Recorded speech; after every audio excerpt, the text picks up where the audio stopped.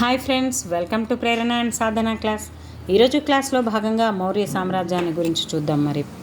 భారతదేశ చరిత్రలో మౌర్య సామ్రాజ్య స్థాపనతో ఒక నూతన శకం ఆరంభమైంది.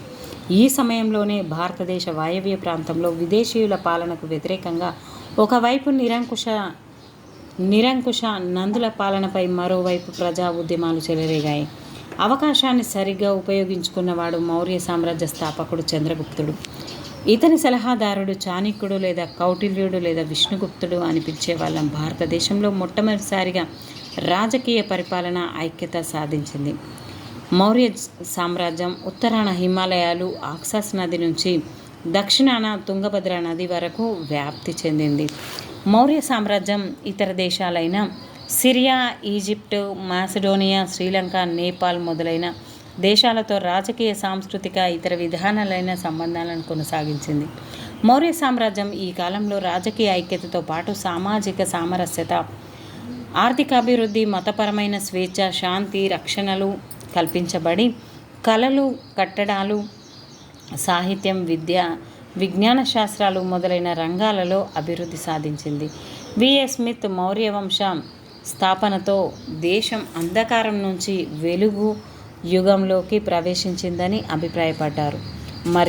మౌర్య సామ్రాజ్య చరిత్ర రచనకు ఉపకరించే ముఖ్య ఆధారాలు అశోకుని రాతి స్తంభ పిల్లర్ శాసనాలు, అదేవిధంగా స్తంభాలు అంటే పిల్లర్స్ కదా, కౌటిల్యుని అర్థశాస్త్రం, గ్రీకు రచయితల రచనలు, మెగాస్తనీస్ ఇండికా, విశాఖదత్తుని ముద్రా రాక్షసం, కలహనుని రాజతరంగిణి, సోమదేవుని కథా సరిస్సాగరం, అదేవిధంగా పురాణాలు, బౌద్ధమత రచనలు, ఆ కాలం నాటి నాణ్యాలు, మట్టి పాత్రలు, శిల్పాలు, నాగార్జునకొండ శాసనాలు, రుద్రదాముని జునాగఢ్ శాసనాలు మొదలైనవి. రుద్రదాముడు వేయించినటువంటి జునాగఢ్ శాసనాలు కూడా దీనికి ఆస్కారంగా ఉంది. ఎవరి గురించి తెలుసుకోవడానికి ఫ్రెండ్స్? మౌర్య సామ్రాజ్యాన్ని.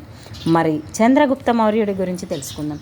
క్రీస్తు పూర్వము 324 నుంచి 300 వరకు మౌర్య వంశ స్థాపకుడు చంద్రగుప్తుడు.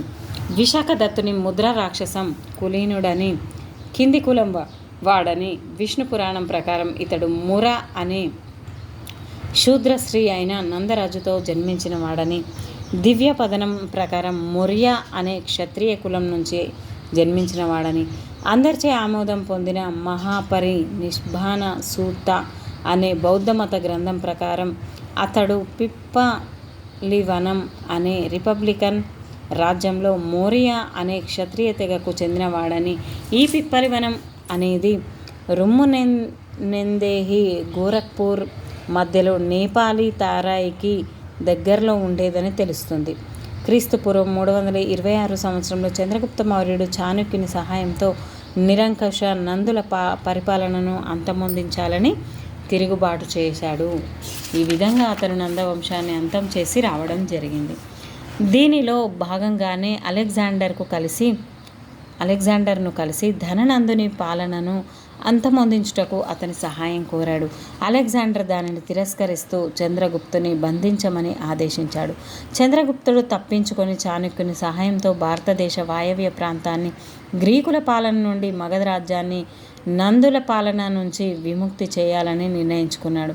సరిపడా సైనిక బలం, ఆర్థిక బలం అతనికి అవసరమైంది. ఇతడు సైన్యాన్ని గంగా, సింధు ప్రాంతాల నుంచి సమకూర్చుకున్నాడు.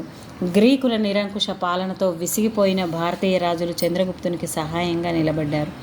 భారతదేశం నుంచి ఆ సమయంలో వెనుదిరిగిన అలెగ్జాండర్ బాబిలోనియాలో అంటే మార్గ మధ్యలో మరణించడంతో అతని గ్రీకు సామ్రాజ్యం ముక్కలైంది. ఇటువంటి అవకాశాన్ని సరిగ్గా ఉపయోగించుకున్న చంద్రగుప్తుడు హిమాలయ రాజ్యం రాజైన పర్వతరాజు, పౌరవ రాజ్యరాజైన పురుషోత్తముని సహాయంతో భారతదేశ వాయవ్య ప్రాంతాన్ని ఆక్రమించాడు. ఆ తర్వాత అతడు సింధు, అవంతి రాజ్యాలను ఆక్రమించాడు. మగధ, పాటలీపుత్ర ఆక్రమణ. చంద్రగుప్తుని రెండవ ఉద్దేశం నిరంకుశ నందరాజుల పాలనను అంతమొందించి అక్కడి ప్రజలను విముక్తులను చేయడం. బౌద్ధ, జైన గ్రంథాల ప్రకారం చంద్రగుప్తుడు పర్వతరాజు సహాయంతో మగధను 2 వైపుల నుంచి దాడి చేసి ధననందుని వధించి ఆక్రమించాడని తెలుస్తుంది. ముద్రా రాక్షసం కూడా ఇదే విషయాన్ని ధృవీకరిస్తుంది. మిలిందపన కూడా నందరాజు యుద్ధంలో చనిపోయాడని తెలియజేస్తుంది. నందుల పాలనను ఆ విధంగా క్రూలద్రోసి చంద్రగుప్తుడు పాటలీపుత్ర సింహాసనాన్ని అధిష్ఠించడంతో మగధ రాజ్యంపై మౌర్య వంశీయుల పాలన ప్రారంభమైంది. అలెగ్జాండర్ చనిపోయిన తర్వాత అతని సైన్యాధిపతులు క్రీస్తుపూర్వము 321లో సమావేశమై దండయాత్రలతో సంపాదించిన ప్రాంతాలను తమ మధ్య పంచుకున్నాడు. సెల్యూకస్ నికేటర్ ఆ విధంగా పశ్చిమ ఆసియా ప్రాంత, సింధు, పంజాబ్ ప్రాంతాలు ఆ సమయానికే చంద్రగుప్తుని ఆధీనంలోనికి వచ్చి చేరాయి. మరి సెల్యూకస్ సింధు, పంజాబ్ ప్రాంతాలను చంద్రగుప్తుని నుంచి తిరిగి తీసుకోవాలని అనుకున్నాడు. కానీ అతని సలహాదారులు, స్నేహితుల కోరిక మేరకు సెల్యూకస్ చంద్రగుప్తునితో యుద్ధానికి దిగకుండా శాంతి సంధి చేసుకున్నాడు. ఈ సంధిలో భాగంగానే సెల్యూకస్ కాబూల్, కాందహార్, హీరట్, బెలుచిస్తాన్ ప్రాంతాలను చంద్రగుప్తునికి ఇచ్చాడు. వీటికి బదులుగా 500 యుద్ధ ఏనుగులను పొందాడు. వీరిరువురి మధ్య శాంతి బంధము ఇంకా బలపడడానికి తన కూతుర్ని చంద్రగుప్తునికిచ్చి వివాహ బంధం నెలకొల్పాడు. మరి మెగాస్తనీస్ తన రాయబారిగా మెగాస్తనీస్ను చంద్రగుప్తుని ఆస్థానానికి పంపించాడు. అతడే ఇండికా అనే గ్రంథ రచన చేశాడు. దీని ద్వారా మనకు మౌర్య సామ్రాజ్య స్థితిగతులు తెలుస్తున్నాయి. చంద్రగుప్తుని దక్షిణ భారత ఆక్రమణ. మగధ రాజ్యంపై అధికారం దృఢపరచుకున్న తర్వాత దక్షిణ భారత ఆక్రమణ కోసం పెద్ద సైన్యంతో బయలుదేరాడు. గ్రీకు రచయిత ప్లూటార్క్ ప్రకారం చంద్రగుప్తుని ఆధీనంలో 6 లక్షల కాల్పలం, 30,000 గుర్రపు దళం, 9,000 ఏనుగులు, వేల సంఖ్యలో రథబలాలు ఉన్నాయని తెలియవస్తుంది. మెగాస్తనీస్ కూడా చంద్రగుప్తుని ఆధీనంలో సైన్యం ఉన్నట్లు ధృవీకరిస్తున్నాడు. కొంతమంది చరిత్రకారులు భారతదేశ దక్షిణ ప్రాంతాలను ఆక్రమణలోనికి తెచ్చినవాడు బిందుసారుడని, చంద్రగుప్తుడు కాదని తెలుస్తున్నది. మరి సామ్రాజ్య విస్తీర్ణం. చంద్రగుప్తుని సామ్రాజ్యం విస్తీర్ణం పశ్చిమాన ఆక్సాస్ నది నుంచి తూర్పున బెంగాల్ వరకు, ఉత్తరాన కాశ్మీర్, హిమాలయాల్లో తప్ప, అంటే వాటి కింది నుంచి దక్షిణాన కర్ణాటక వరకు కళింగ, తమిళనాడులు తప్ప మిగతా ప్రాంతాలు కళింగ మరియు తమిళనాడు కాదు. భారత భాగాలతో పాటు కాబూలు, కాందహారు, బెలుచిస్తాను, హీరట్లు కూడా ఉన్నాయి. ఆచార్య భార్గవుడు చంద్రగుప్తుడు మొట్టమొదట భారతదేశ చారిత్రక సామ్రాజ్య నిర్మాత అని, అతి గొప్ప బలవంతుడైన రాజు అని వ్యాఖ్యానించాడు. ఈ విధంగా ఇతడు గొప్ప సామ్రాజ్య నిర్మాతే కాక రాజనీతిజ్ఞుడు, గొప్ప పరిపాలనాధ్యక్షుడు. ఆ తర్వాత వచ్చిందే బిందుసారుడు. క్రీస్తుపూర్వము 297 నుంచి 273 వరకు. చంద్రగుప్తుడు సింహాసనాన్ని వదిలి దక్షిణాదిన ఉన్న కర్ణాటకకు వెళ్తున్న క్రమంలో తన కొడుకైన బిందుసారుడికి సింహాసనాన్ని ఇచ్చిపోయాడు. కర్ణాటకలోని చంద్రగిరి పర్వతంపై జైన మతాచారం ప్రకారం చంద్రగుప్తుడు తన చివరి రాజులు గడిపాడు. బిందుసారుడు తన తండ్రి ఆశయాలు నెరవేర్చడానికి అతనికి పాలనా విధానాలను కొనసాగించాడు. ఇతడు అమిత్ర ఘాతకుడు, అంటే మిత్రులను కాని వారిని అంతం చేశాడని పేరుగాంచాడు. ఇతడు తన సైన్యంతో దక్కన్ నుంచి మైసూర్ వరకు దండయాత్రలు చేసి విశాల భూభాగాన్ని ఆక్రమించి మౌర్యుల అధికారాన్ని బలోపేతం చేశాడు. అంతేకాక తన తండ్రి నుంచి పొందిన సామ్రాజ్యాన్ని తరిగిపోకుండా కాపాడాడు. బిందుసారుడు తన దౌత్య రాయబారులను సిరియా, ఈజిప్టులకు పంపాడు. సిరియా రాజు మొదటి యాంటియోకస్ సోటర్, ఈజిప్టు రాజు టాలమీ ఫిలాడెల్ఫియన్లు తమ రాయబారులను బిందుసారుని కోర్టుకు పంపించారు. బిందుసారుడు సిరియా రాజును తన దేశం నుంచి అత్తి పండ్లు, అంటే ఫిగ్స్, ద్రాక్ష, సారాయి, తాత్వికుని తనకు పంపించమని కోరాడు. బిందుసారునికి గ్రీకు సంస్కృతి పైనున్న శ్రద్ధ లేదా మక్కువ కలదు. తారానాథ్ అనే టిబెట్ చరిత్రకారుని ప్రకారం బిందుసారుడు పశ్చిమ సముద్రాల మధ్యనున్న 16 పట్టణాల రాజులను, నాయకులను ఓడించినట్లు చెప్పబడుతుంది. ఇది కాక మరే ఇతర ఆధారం కూడా దీన్ని గురించి పేర్కొనడం లేదు. ఆ తర్వాత వచ్చిందే అశోకుడు 273 క్రీస్తుపూర్వం నుండి 232 వరకు. అశోకుడు బిందుసారుని పుత్ర సంతానంలో ఒకడు. బిందుసారుడు క్రీస్తుపూర్వం 273లో మరణించాడు. కానీ అశోకుడు సింహాసనాన్ని క్రీస్తుపూర్వం 269లో అధిష్ఠించాడు. ఈ మధ్య కాలమైన 4 సంవత్సరాలు అశోకుడు అతని సోదరుల మధ్య సింహాసనాన్ని అధిష్ఠించేందుకు పోరాటం అనేది జరిగింది. శ్రీలంక చారిత్రక గ్రంథాల ప్రకారం అశోకుడు అతన్ని 99 మంది అన్నదమ్ములను చంపి సింహాసనాన్ని అధిష్ఠించాడని, క్రూరమైన స్వభావం కలవాడని తెలియజేస్తుంది. అయితే అశోకుని ఒకానొక రాతి శాసనంలో అతడు తన అన్నదమ్ముల బంధుమిత్రుల మేలు కోసం పాటుపడ్డాన్ని కూడా తెలియజేస్తుంది. అయితే అశోకుడు దీన్ని బట్టి బౌద్ధ మతం కంటే ముందు చాలా క్రూరుడని, 4 సంవత్సరాల వ్యవధిలో వారసత్వ యుద్ధం జరిగిందని, అందువల్ల అతని సింహాసనం అధిష్ఠించే ఉత్సవం 4 సంవత్సరాల తర్వాత జరిగిందని క్లుప్తంగా తెలుస్తుంది. మరి కళింగ యుద్ధం ద్వారా ఎలాంటి మార్పు వచ్చిందో చూద్దాం ఫ్రెండ్స్. క్రీస్తు పూర్వము 261లో 261 చాలా ఇంపార్టెంట్. అశోకుడు పెద్ద సైన్యంతో కళింగ దేశంపై దండెత్తాడు. దాని అధికారాన్ని అణచివేయాలనుకున్నాడు. దాంతో ఆ రాజ్యాల మధ్య యుద్ధం జరిగింది. ప్రాణ నష్టం తీవ్రమైన రీతిలో జరిగింది. అశోకుడు చివరగా కళింగను ఆక్రమించాడు. ఈ యుద్ధం గురించి ఒరిస్సాలోని అతని 13వ రాతి శాసనంలో వివరంగా వివరించి ఉంది. అశోకుడు ఈ సంఘటనతో చలించిపోయి తర్వాత బౌద్ధ మతం స్వీకరించి బౌద్ధ ధర్మం ప్రకారం మొదలుపెట్టాడు. ఆ విధంగా అతడు యుద్ధం తర్వాత కాకుండా ప్రజల హృదయాన్ని ధర్మం ద్వారా గెలుచుకోవాలని సంకల్పించాడు. అశోకుని సామ్రాజ్యం పరిపాలన ఏ విధంగా ఉందో చూద్దాం. మరి అశోకుడు విశాల సామ్రాజ్యాన్ని నిర్మించాడు. ఇతని సామ్రాజ్యంలో దక్షిణాన తమిళనాడు, ఉత్తరాన అస్సాంలు తప్ప మిగిలిన భారతదేశమంతా చేరి ఉంది. అశోకుడు రాష్ట్రాల్లో వికేంద్రీకరణ పాలనా వ్యవస్థను నెలకొల్పాడు. అతనికి పరిపాలనలో యువరాజు, కుమారరాజులు, ఆర్యపుత్రులు మొదలైన వారు సహాయం చేసేవారు. తక్షశిల, ఉజ్జయిని, తోసలి అనేవి అతని ముఖ్యమైన ప్రావిన్సులు లేదా రాష్ట్రాలు. రాజాలే వీటికి రాజులుగా నియమించబడ్డారు. పరిపాలన అంతా రాజు చేతిలో కేంద్రీకరించబడి ఉండేది. అశోకుడు ప్రజల మేలు కోరి పాలించేవాడు. క్షేమంకై ఎన్నో సంస్కరణలు చేపట్టాడు.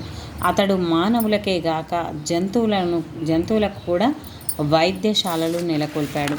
ఈ విధంగా ఇతడు ప్రయాణికులకై విశాలమైన రోడ్లను వేయించడమే గాక వాటికి ఇరువైపులా నీడ కోసం చెట్లను, విశ్రాంతి కోసం ధర్మసత్రాలను, దారి పొడవున నీటి వసతులను, బావులను కూడా ఏర్పాటు చేయించాడు.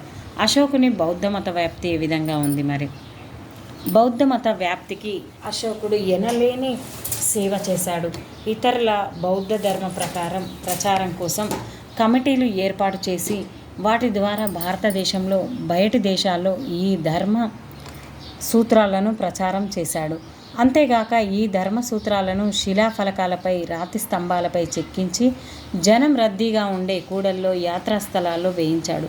అహింసా సిద్ధాంతం ప్రకారం జంతు బలులను, మాంసాహార భోజనాలు నిషేధిస్తూ వీటిని మొదట రాజభవనాల్లో అమలయ్యేటట్లు చేశాడు. అయితే హింసతో కూడిన క్రీడలను నిషేధించాడు. ఇతని ఆధ్వర్యంలో పాటలీపుత్రంలో 3వ బౌద్ధ సంగీత సమావేశం జరిగింది. దీనిలో ఏర్పడిన చీలికలు నివారించుటకై జరిపించాడు. దీనికి మొగలిపుత్ర తిస్స అధ్యక్షత వహించాడు. ఈ సమావేశం నుంచి అనుకున్న ఫలితాలు రాకపోయినప్పటికీ అశోకుడు బౌద్ధ ధర్మాన్ని దేశ విదేశాల్లో పలు విధాలుగా ప్రచారం చేయించాడు. దీనికోసం మత ప్రచారకులను ఈజిప్టు, మాసిడోనియా, సైప్రస్, ఎపిరస్ దేశాలకు పంపించాడు. రాజకుటుంబీకులైన మహేంద్ర సంఘమిత్రులను శ్రీలంకకు పంపించాడు. వీళ్ళు కూడా ఇద్దరు పిల్లలు పంపించాడు. వీరి మత ప్రచారమే గాక ఇరు దేశాల మీద సత్సంబంధాలు మెరుగుపరచడానికి దోహదపడ్డాయి. మహేంద్ర సంఘమిత్ర అంటే మహేష్ బాబు సంఘవి అని గుర్తుపెట్టుకోండి. అశోకుని కంటే ముందు భారతదేశానికి పరిమితమైన బౌద్ధ మతం అతని ప్రయత్నాల వల్ల ఇది ఇతర దేశాల్లో ఎగబ్రాకి అంతర్జాతీయ మతంగా గుర్తింపు పొందింది. అశోకుడు ధర్మ మహామాత్రులనే ప్రత్యేక అధికారులను ధర్మసూత్రాల ప్రచారానికై నియమించాడు. ప్రాదేశిక రజ్జుక యుక్తాలనే ఉద్యోగస్తులతో కూడా 3 లేదా 5 సంవత్సరాలకు ఒకసారి తమ పర్యటనల ద్వారా తమ సామ్రాజ్యంలోని చిన్న చిన్న ప్రాంతాల్లో కూడా ధర్మసూత్రాల ప్రచారం జరగాలని ఆజ్ఞాపించాడు. బౌద్ధమత ధర్మం, అశోక ధర్మం సూత్రాలు రెండూ ఒకటి కావు. ఇతని ధర్మసూత్రాలు ప్రజలకు సులభంగా అర్థమయ్యే ప్రాకృత భాషలో రాతి ఫలకలపై స్తంభాలపై శాసనాలుగా చెక్కించబడ్డాయి. ఇతని ధర్మసూత్రాల్లో ముఖ్యమైనవి ఏంటంటే, ఏ ప్రాణిని గాయపరచకూడదు, ఇతరుల నమ్మకాలను ఆలోచనలు గౌరవించవలను, అన్ని ప్రాణుల పట్ల భూతదయ కలిగి ఉండవలను, బానిసలు సేవకుల పట్ల దయతో ఉండవలను, బ్రాహ్మణులను పండితులను సన్యాసులను గౌరవించవలను, అవసరమైన వ్యక్తికి ధన సంబంధమైన సహాయం కూడా చేయవలను, తన మాటలను అదుపులో పెట్టుకోవలను, తన తెగను పొగుడుచు ఇతర తెగలను కించపరచరాదు అని అశోకుడు తన ధర్మంగా తెలియజేశాడు. ధర్మసూత్రాలను మానవులు పాటిస్తే వారికి సత్ప్రవర్తన మానవత్వం పెంపొంది మోక్షం లభిస్తుందన్నారు. అశోకుడు మతపరమైన గుడ్డి నమ్మకాలను తోసిపుచ్చాడు. అశోకుని తర్వాత మౌర్యులు క్రీస్తుపూర్వము 232 నుండి 184 సంవత్సరాలు. అశోకుని మరణం తర్వాత మౌర్య సామ్రాజ్యం 2 భాగాలుగా అంటే పశ్చిమ తూర్పు భాగాలుగా విడిపోయింది. పశ్చిమ ప్రాంతాన్ని పాలించడానికి కునాలుడు రాజైనాడు. ఇతడు అశోకుని కుమారులలో ఒకడు. ఆ తర్వాత కొంత కాలానికి సంప్రతి రాజ్యానికి వచ్చాడు. వీరి పాలనకు వ్యతిరేకంగా వాయవ్య ప్రాంతంలో బ్యాక్ట్రియన్ గ్రీకులు, ఉత్తర దక్కన్ శాతవాహనులు ఇతరులు విజృంభించారు. ఈ సంప్రతి అనేవాడు అతనికి మనవడు, అశోకుని యొక్క మనవడు. మౌర్య సామ్రాజ్య తూర్పు ప్రాంతం పాటలీపుత్రం రాజధానిగా అశోకుని మనవడు దశరథుడు రాజైనాడు. ఆ తర్వాత సంప్రతి పశ్చిమ ప్రాంతం కునాలుని నుంచి తూర్పు ప్రాంతం దశరథుని నుంచి పొంది మొత్తం ప్రాంతానికి రాజయ్యాడు. ఆ తర్వాత సలిశుక, దేవవర్మన్, శతధనవన్, చివరకు బృహద్రథుడు పాలకులుగా వచ్చారు. చివరి మౌర్య రాజైన బృహద్రథుడు వధించి అతని సైన్యాధిపతి అయిన పుష్యమిత్ర శుంగుడు క్రీస్తుపూర్వము 184లో రాజైనాడు. ఈ విధంగా శుంగ వంశం పాటలీపుత్ర రాజధానిగా పాలనలోనికి వచ్చింది. మౌర్య వంశం తర్వాత వచ్చింది శుంగ వంశం. మౌర్యుల పరిపాలనా విధానం. భారతదేశంలో మొట్టమొదట పటిష్టమైన పరిపాలనా వ్యవస్థను ప్రవేశపెట్టింది మౌర్య రాజవంశం. ఈ పాలనా వ్యవస్థను గురించి కౌటిల్యుని అర్థశాస్త్రం, మెగస్తనిస్ ఇండికా అనే గ్రంథాల ద్వారా మనకు తెలుస్తుంది. మరి కేంద్ర ప్రభుత్వం ఏ విధంగా ఉంది? చక్రవర్తి సర్వాధికారి, అన్ని అధికారాలు అతని వద్ద కేంద్రీకృతమై ఉంటాయి. అయినప్పటికీ ఇతడు న్యాయ ధర్మ శాస్త్రాల ప్రకారం నడుచుకుంటాడు. ఇతనికి పరిపాలనలో సలహాలు సహాయపడడానికి మంత్రి పరిషత్ ఉంటుంది. వీరిలో ముఖ్యులు మంత్రి, పురోహితుడు, యువరాజు, సేనాధిపతి. అయితే గ్రీకు రచనల ద్వారా, ముఖ్యంగా మెగస్తనిస్ ఇండికా గ్రంథంలో ద్వారా మౌర్యులకు పెద్ద సైన్యం ఉండేదని తెలుస్తుంది. దీనిలో 6 లక్షల కాల్బలం, 30,000 గుర్రపు దళం, 9,000 ఏనుగుల దళం, 8,000 రథాల దళం ఉన్నట్లు తెలుస్తుంది. పరిపాలనా బాధ్యతను 30 మంది సభ్యులున్న కమిటీని అప్పగించాడు. ఈ కమిటీ సభ్యులు 6 ఉప కమిటీలుగా ఒక్కొక్క దానిలో 5 సభ్యుల చొప్పున విభజించబడి ప్రతి కమిటీ ఒక్కొక్క విభాగపు పనులను పర్యవేక్షిస్తుంది. అవి కాల్పలం, గుర్రపు దళం, ఏనుగుల దళం, రథాలు, నావికా దళం, రవాణా, వస్తు సామాగ్రి సమకూర్చే కమిటీలు. మౌర్యుల కాలంలో గూఢాచార్య విభాగం అతి చురుకుగా పనిచేశాయి. మరి రాష్ట్ర ప్రభుత్వం ఏ విధంగా ఉంది అంటే, పరిపాలనా సౌలభ్యం కోసం సామ్రాజ్యం జనపదాలుగా విభజించారు. అశోకుని కాలంలో ఉత్తర భారతదేశంలోని కొన్ని ముఖ్యమైన జనపదాలు, వాటి రాజధానులు తక్షశిల, అవంతి, పాటలీపుత్ర, గిరినారులలోబి, దక్షిణ ప్రాంతంలో ఉజ్జయిని, కళింగ, సౌరాష్ట్రాలు ఉన్నాయి. జనపదాల మీద రాకుమారులను, ఇతర ముఖ్యులను పాలకులుగా నియమించేవాడు. జనపదాలు మరల ప్రదేశికులుగా విభజించి వాటి మీద పురుషులు అనే అధికారులను నియమించారు. కింది స్థాయి పరిపాలనా విభాగం మాత్రం దీని పరిపాలనా అధిపతి గ్రామికుడు. రెవెన్యూ పాలన. మరి మౌర్యుల రాజ్యం అన్ని విధాలైన ఆర్థికపరమైన పాలనను దాదాపు తన ఆధీనంలోనే ఉంచుకుంది. భూమి పన్ను ప్రభుత్వ ముఖ్య ఆదాయం. రైతుల దగ్గర నుంచి 1/6 నుంచి 1/4 వరకు పండిన పంటలో భాగంగా వసూలు చేసేవారు. ఇది ధాన్యం లేదా నగదు రూపంలో చెల్లించవచ్చు. ఈ పన్నును గోప అనే అధికారి ద్వారా వసూలు చేసేవారు. సమహర్త అనేవాడు ఇంకొక ముఖ్యమైన రెవెన్యూ అధికారి. ప్రభుత్వం చూడండి ఫ్రెండ్స్, ఇక్కడ అధికారి పేరు గోప, ముఖ్యమైన రెవెన్యూ అధికారి ఏమో సమహర్త. ప్రభుత్వం నీటిపారుదల సౌకర్యాలు ఏర్పాటు చేసి దాని మీద నీటి పన్నును వసూలు చేసేవారు. ఇవిగాక గ్రామాల నుంచి పట్టణాలకు తరలించే అన్ని వస్తువులపై పన్నులు వసూలు చేసేవారు. రాజ్యం కొన్నింటిపై గుత్తాధిపత్యం చెలాయిస్తూ వాటి ద్వారా తన ఆదాయాన్ని సమకూర్చుకునేవారు. వీటిలో ముఖ్యమైనది గనులు, మద్యం, ఆయుధాల తయారీ, రాజభూములు, ఓడరేవులు మొదలగునవి. న్యాయ, పోలీసు విభాగాలు. అత్యున్నత న్యాయాధికారి రాజు. కౌటిల్యుడు లేదా విష్ణుగుప్తుడి ప్రకారం సామ్రాజ్యంలో 2 రకాల న్యాయ వ్యవస్థలు ఉండేవి. సివిల్ తగాదాలు ధర్మ స్థీయాల ద్వారా, క్రిమినల్ తగాదాలు కంటక శోధనలు అనే న్యాయ వ్యవస్థల్లో తీర్చబడేవి. ఇవిగాక 800 గ్రామాలను స్థానీయ అనే న్యాయాధికారి, 400 గ్రామాలకు ద్రోణముఖ, 200 గ్రామాలకు కరవాటిక, 10 గ్రామాలకు సంగ్రహణ అనే న్యాయాధికారులు ఉండేవారు. ఒక్కసారి చూడండి, 800 గ్రామాలకేమో స్థానీయ, 400 గ్రామాలకు ద్రోణముఖ గ్రామాలకు, 200 గ్రామాలకేమో కరవాటిక, ఆ తర్వాత సంగ్రహణ అనే న్యాయాధికారులు ఉండేవారు. కింది స్థాయి లేదా గ్రామ స్థాయి న్యాయాధికారం, గ్రామ పంచాయతీ ఉండేది. ఇవి కాకుండా కొన్ని ప్రత్యేక న్యాయస్థానాలు పట్టణాల్లో, గ్రామాల్లోనూ ఉండేవి. వీటి మీద అజమాయిషి, ప్రాదేశిక మహామాత్రలను, రజ్జుకాలకు ఉండేది. ప్రాదేశికులు ముఖ్యమైన పోలీసు అధికారులు. మరి పట్టణ పరిపాలన ఏ విధంగా ఉందంటే, మెగాస్తనీస్ ఇండికా ప్రకారం పట్టణ పరిపాలన అతి ముఖ్యమైనది. పట్టణ పరిపాలన నాగరిక అనే అధికార అధ్యక్షతన జరిగేది. రాజధాని పాటలీపుత్రం పరిపాలనకు నాగరిక అనే అధికారికి సహాయపడడానికి 30 మంది సభ్యులు గల కమిటీ ఉండేది. వీరు తిరిగి 6 పంచాయతీలుగా విభజించి ఒక్కొక్క భాగాన్ని ఒక విషయంగా పాలన చేసేవారు. అవి పరిశ్రమలు, విదేశీయుల వసతులు, జనన మరణ లెక్కలు, వ్యాపారం, వాణిజ్యం, తూనికలు, కొలతలు, వస్తువుల అమ్మకాలు, పన్నుల వసూలు. చాలా ఇంపార్టెంట్ ఫ్రెండ్స్. దీంట్లో కానిదేది అయినదేనే అని అడిగే ఆస్కారం ఉంది. ఆర్థిక, సామాజిక, సాంస్కృతిక పరిస్థితులు. మరి మౌర్యులు మొట్టమొదట భారతదేశంలోని అన్ని ప్రాంతాలను పాలిస్తూ అతిపెద్ద సామ్రాజ్య నిర్మాతలు. అందుకున్న వారి కాలం నాటి ఆర్థిక, సామాజిక పరిస్థితులు తెలుసుకోవడం ఎంతో అవసరం. మరి ఆర్థిక పరిస్థితులు ఏ విధంగా ఉన్నాయంటే, ఈ కాలం నాటి ప్రజల ముఖ్య వృత్తి వ్యవసాయం. దీని అభివృద్ధికి ఎన్నో విధాలుగా ప్రభుత్వం పాటుపడేది.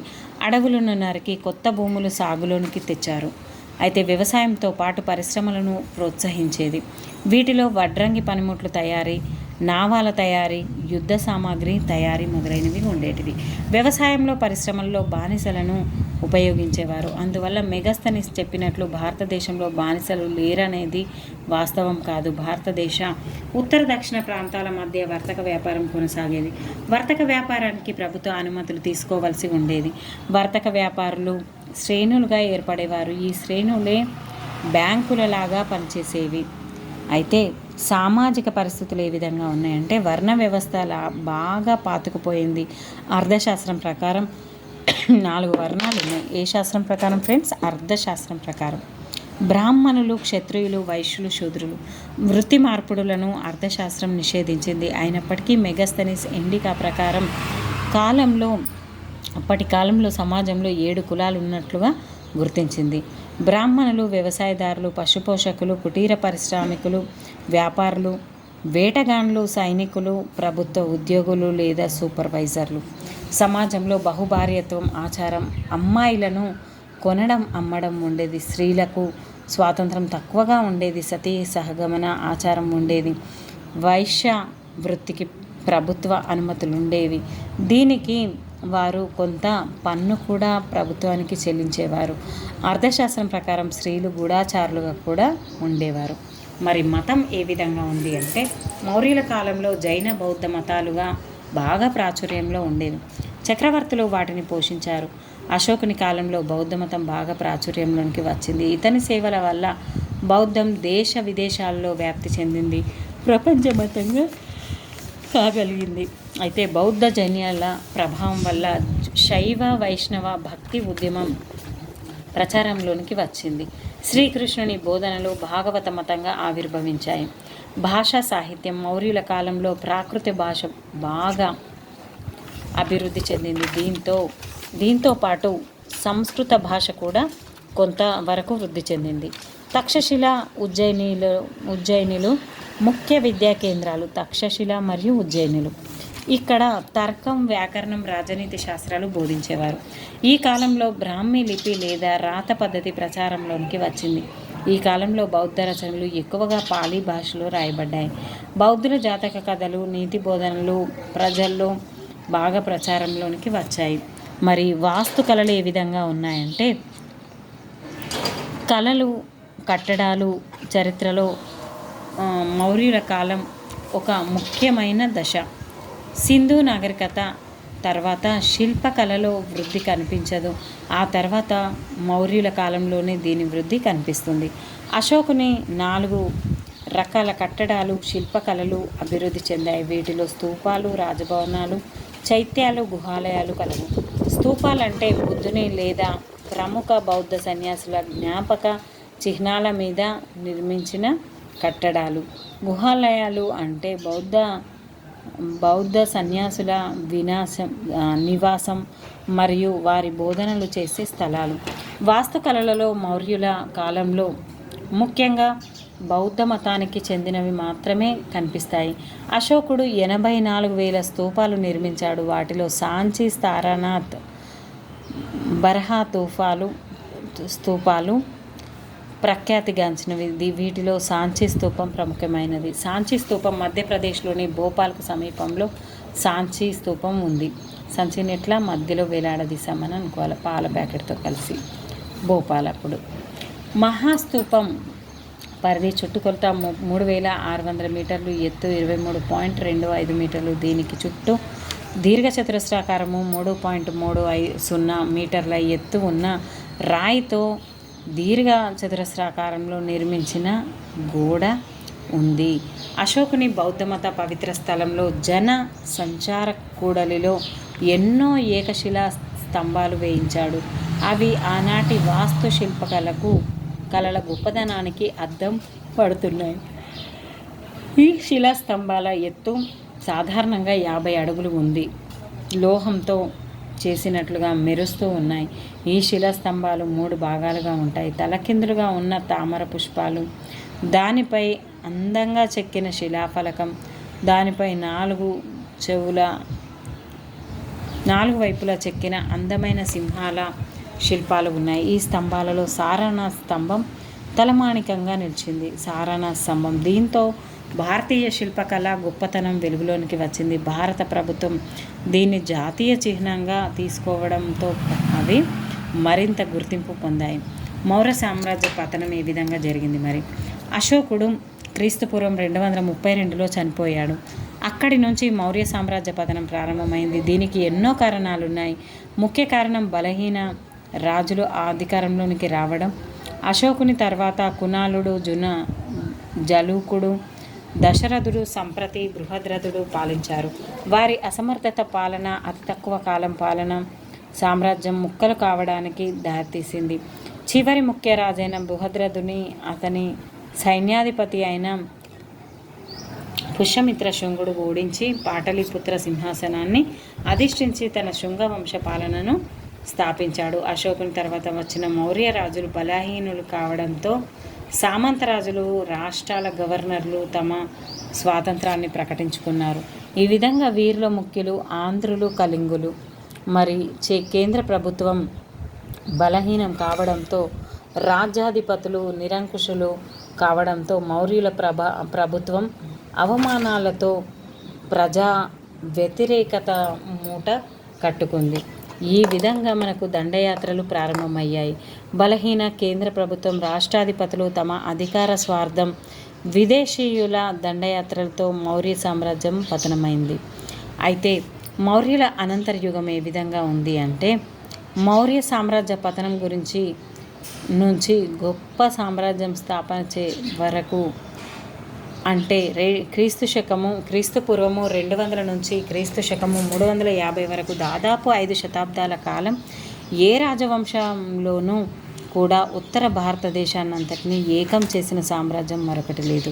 మౌర్యుల పాలన తర్వాత భారతదేశం రాజకీయంగా ముక్కలు ముక్కలుగా విభజించబడి గంగా నదికి దక్షిణంగా రాజ్యాలు ఆవిర్భవించాయి. ఇవి మగధ, కాశీ, కౌశాంబి, మధురలు. దీనికి తూర్పున విదేహ, ఉత్తర బీహార్ నుంచి కోసల వరకు, పశ్చిమాన పాంచాల మధ్య భారత్లో బరహాత్, విదిశ, ఉజ్జయిని రాజ్యాలు వెలిశాయి. మౌర్య రాజ్యం కూలిపోయి శుంగ రాజ్యం ఏర్పడే సమయంలో దక్షిణాపథంలో ఆంధ్ర రాజ్యం లేదా శాతవాహనులు ఆవిర్భవించాయి. శుంగవంశం టైమే శాతవాహనులు రావడం జరిగింది. దక్షిణంగా ఇంకా చోళ, చేర, పాండ్య రాజ్యాలు ఆవిర్భవించాయి. ఇదే సమయంలో భారతదేశ వాయవ్య ప్రాంతం విదేశీయుల దండయాత్రలకు బలి అయింది. భారతదేశంపై దండయాత్రలు చేసిన వరుసగా ఇండో బ్యాక్టీరియన్లు, శకులు, పార్థియన్లు, కుషానులు వచ్చి వారి రాజ్యాలు స్థాపించారు. విదేశీ రాజవంశీయులు, బ్యాక్టీరియన్లు. మరి దాని గురించి మనం నెక్స్ట్ క్లాస్లో తెలుసుకుందాం friends. Thank you everyone. Keep smiling. Please like, subscribe my channel.